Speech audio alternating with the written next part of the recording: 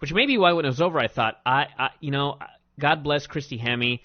She's really been growing on me, but bye. I believe my exact words were, I'm glad she got fired now. Yeah. On to the rabbits. I just want to talk about the rabbits for a second. I don't know this story. No, you may. I may have mentioned it before on the show, in fact. I don't remember a month ago on this show. So, everybody, I just want you to know, if stories start getting repeated, just do like, many people do with old wrestlers. Just listen to the story again. Just laugh again. Yeah, laugh again. So anyway, her and I got some rabbits. And these weren't just your everyday rabbits. These were miniature rabbits. I'm trying to remember, not primate, primitive, puny. Pygmy, thank you. Primate rabbits, in fact. That's terrifying.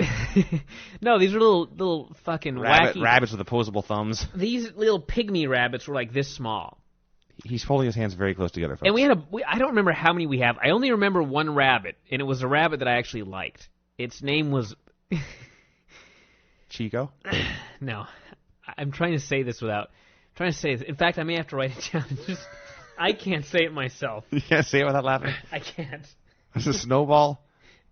Very close. I'm sorry. You've written Bali. Ball with a Y at the end. Okay. Bali the bunny. We had this fucking miniature pygmy rabbit called Bali. Not even ballsy, just Bali. I don't even know why we had these goddamn rabbits. But of course, being 19 and a dude, I was like, whatever you want, sweetheart. You want a rabbit called Bali? Okay.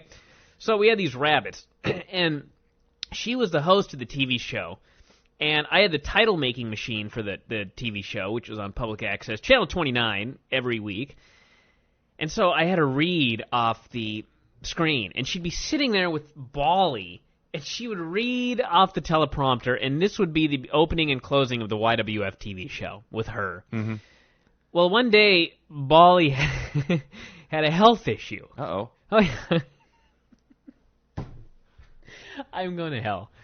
This miniature rabbit apparently developed an inner ear imbalance. Well, that's bad in rabbits. I'm actually laughing about this because in the end, I will spoil the story, Bali ended up okay. But at the time, it was a serious issue. Made more serious by the fact that she was flipping out about the rabbits. Her was flipping out. Hit her, yeah. Not Bali. Bali was too. That's the he? deal. Bali, an inner ear imbalance. Ric Flair had an inner ear imbalance, and they thought he was having a heart attack. You remember this angle? Or at least this is his claim. It was an angle from the start. But he did... Ric Flair, in fact, because of a match with the Ultimate Warrior, did have an inner ear problem for a long time, and it threw off his equilibrium. So this rabbit, its ear, because it had an inner ear problem, the room was constantly spinning. And being a rather simple-minded organism, a rabbit, it did not understand what was going on, so I guess it thought that it was perpetually, like the world had suddenly tilted off its axis, which is probably too complex a thing for a rabbit to think, but if a rabbit could comprehend such a thing, it would think this. So this rabbit, and I can't, no one can see me because we don't have the webcam, but this rabbit started going like this. That's no good. Rabbits shouldn't do that. Yeah. I'm going to make everybody do this. Everybody look straight ahead. Now, rapidly look up and to your left. Now, look back. Now, up and to your left. Look back. Up and to your left. Look back. And just do this over and over. The pathetic thing is I was also doing that. Yes. This is what happened to this rabbit. The world began spinning and would not stop, and the rabbit was unable to stop following the world. The rabbit didn't just close its eyes. The rabbit kept following the spinning world. And in reality, this is a very sad tale. But the moral of the story is, and I was 19 at the point, poor as fuck, and I paid the $200 or so to go in and get this rabbit's ear fixed. At which point the world no longer spun for the rabbit, but goddamn it spun for me. $200 in the hole to fix this rabbit. So I don't even really know what happened to Bali. I don't know what happened to any of the rabbits, actually. I think we broke up and she took custody of the rabbits. I did not... Hopefully you didn't. Because what a shitty parent you turned out to be. At 19, I was unprepared for the burden. The responsibility of caring for Bali. So she took the rabbits, and whatever happened to them, I have no idea. But I did I did have a thing for young Bali. Not that sort of thing, but you know what I mean. I felt a father. Droppers at the ready. I felt a father-son bond with this rabbit, this bunny. So anyway, yeah, I shed a tear during that story as well, but it was actually from laughing hysterically at the absurdity of the poor rabbit in the spinning world. But I do love animals. I just want you all out there to know that, particularly the ladies. Don't think I'm an animal hater or anything like that. I don't have any here. Well. That's due to, well, you don't count. You know what's funny, though? You want to know why I don't have any animals here, and this plays into this. When I lived at home, I was constantly blowing my nose. Yes. It's an odd tale to tell, but I'm going to tell it. And my parents would always go nuts about how, why do you blow your nose so much? Why, Really? Yeah. And, there was tissue. There was tissue all over the house. Like, I would just...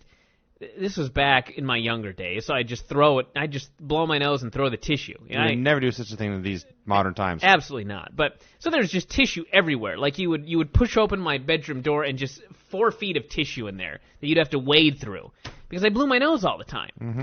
So finally, one day I moved out and... Well, I have to go back here. When your parents asked you why you blew your nose all the time, what answer do you think they were looking for? I don't know. Kicks, Mom.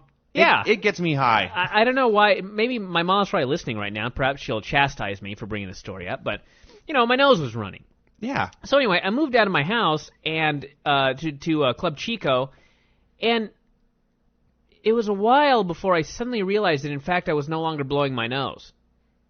I stopped. Mm-hmm. I did not have this issue anymore. And suddenly I realized that I was allergic to cats. Yes. And I had been allergic to cats for about 10 straight years at my house. And once I moved out, I no longer had these nose-related issues. We should. I feel I need to let everyone know the name of the cat at your apartment too. Kitty. Yes, Kitty. So, and in fact, I got stories about that cat too. How much time have we gone here? Long enough. No, we've only gone 49 minutes. I can tell a few more stories. But anyway, so I moved out and I realized that in fact I didn't have nose issues. So it was because I was allergic to cats. Which is why, to this day, I have no pets in Club Chico. But the tie-in here is that you are very hairy, and it does surprise me that I'm not allergic to you. Maybe you are. Maybe it's a different kind of... the symptoms are different. The symptoms could be different. Just your blood pressure goes up. It could. I could spawn a heart attack in you at some point. Yeah. If I ever die on the show, it will be on the Bryan and Vinny show. It will not be on Figure 4 Daily, unless you happen to be the guest. But anyway, in regards to this cat, we had this cat. I think it's called a calico cat. The ones with all the fur. I forget. That might have been part of the problem, was that this cat had so much fur. I guarantee you that did not help. Okay, so this cat, we got this cat when I was 5 years old. And the cat obviously remained long after I moved out. And I don't think this cat died until I was like 24. That's an old cat. And when we got the cat, it was full grown. Really? This was not a baby when we got this cat. Now, my cat lasted, I think, 17 or 18 years, and by the end, she looked 17 or 18 years. Oh, this cat, it was you didn't look at this cat and go, you look great for your age. No, This was a cat you looked at and went, my God. Why have you not died yet? Are you mechanical? Yes. Have you been stuffed and a motor put in you? This cat also was indestructible, I might add, because I once ran it over with my bicycle. A dick. No, it was an accident because okay. it was like it was under the car, and I was riding my bike through the carport, and it darted out from underneath the car, and I actually ran right over the middle of it, like it spined, yeah, like right over the cat, and I totally freaked out and was screaming and crying, and the cat ran off, and my parents were like, he probably went into the house, he's probably not going to make it, and the next day he was back totally fine. Yeah, animals are tough, humans are pussies. Oh yeah. So anyway. This cat, my father. Mm-hmm. This cat got to be about 18, 19 years old, real old. This was probably about 1920 or so.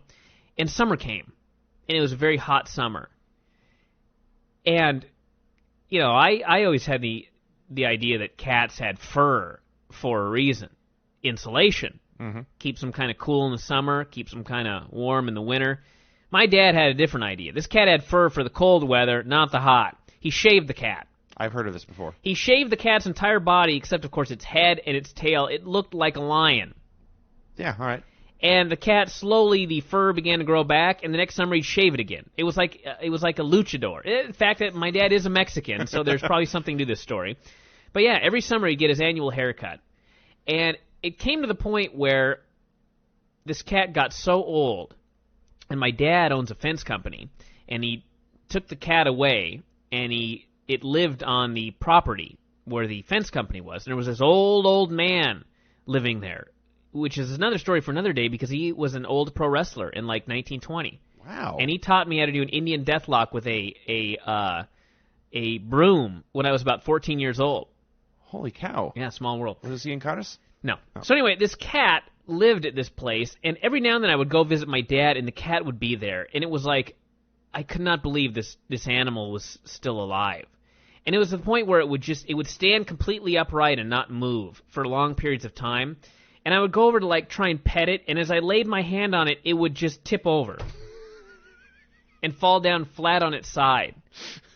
And then it would lay there for a while, you know? And then eventually it would fight to its feet and get back and go eat. But this cat just, it kept going. And it went and went and went. And finally one day my father said, Fuzz died. Because he called it Fuzz. To me it was Kitty, to him it was Fuzz. And he alerted me that in fact Fuzz had died. And it was a very sad day at Figure 4 Weekly headquarters when Fuzz passed on. But yeah, it's no good when pets die. That was my cat, Fuzz, the oldest cat around, and it replaced the original cat, Midnight, the black cat, which unfortunately got ran over because we lived right by on 228th, which is where Midnight 228 came from, or 5505, whichever it was in the porn name forum. But so yeah, that's the big story for today.